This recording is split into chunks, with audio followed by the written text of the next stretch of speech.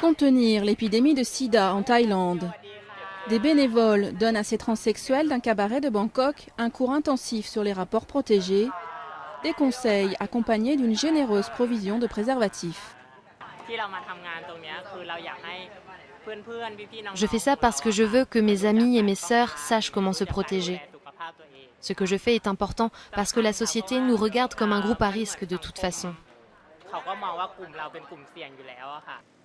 La Thaïlande reste l'un des pays les plus touchés de la région, même si elle a fait d'énormes progrès dans le contrôle de l'épidémie. Selon les estimations, les nouvelles contaminations ont chuté d'environ 150 000 par an en 1990 à 12 000 l'an dernier. Et des médicaments antirétroviraux bon marché ont aidé à réduire de moitié le nombre de morts liées au sida.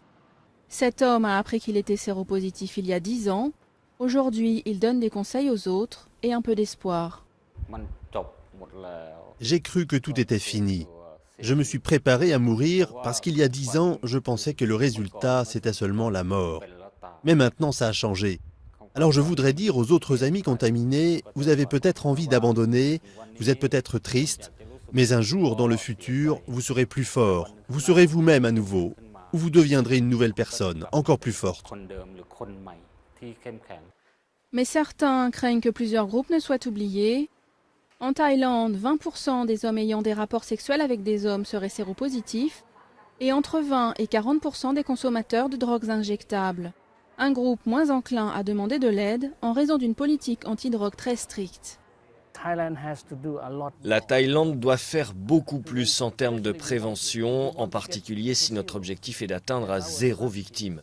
Les nouvelles contaminations doivent être réduites de 2/3. Alors, avec ce groupe de population, nous devons faire plus. Ces objectifs sont très ambitieux. Pour les atteindre, le pays devra s'attaquer à la stigmatisation et aux discriminations et surtout parvenir à toucher ceux qui sont le plus à risque.